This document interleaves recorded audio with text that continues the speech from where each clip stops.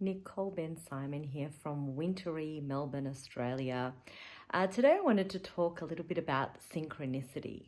For those of you who don't know what synchronicity is, often if we didn't quite understand the meaning of it, we would usually see it as coincidence. In life we have many events that happen to us which are synchronistic, especially when we are on the right path, when we're on our life path and on our life journey, then the right people come into our life and everything seems to fall into place. And that's what we call a synchronistic events.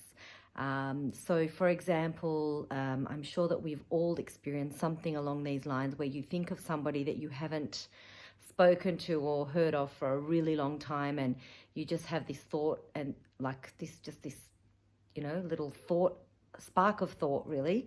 And then like within that day, within that 24 hours, you either bump into them or you get a call from them or somebody mentions them. We've all had something like that happen, and that is synchronicity. Another thing which often can happen when you feel this really strong feeling of wanting to do something, whether it's whether it's to write a book or to go on a certain trip or something like that. And then if you are aware of synchronistic events, then you can actually be guided by those coincidences, as we would many people would refer to them.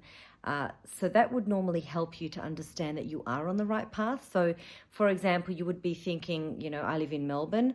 There's a state called let's say Tasmania, which is in the south of Australia, and perhaps I'm thinking to go on a trip to Tasmania, and it's something I've been thinking of, and then suddenly, 3 times within a week, Tasmania comes into my realization, whether it's somebody who's from Tasmania or something, So what I'm saying is that when we have a feeling of doing something, and then we sort of get like these little messages that come to us, like little secrets from either people, from signs in nature, from a song, even in a song.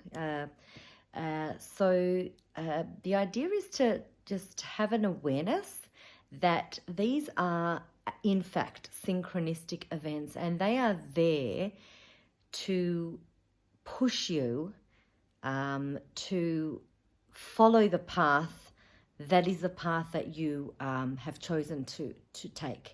And so when you next time feel like you have a feeling to do something, and then it is reaffirmed through an event, through a person, through an experience,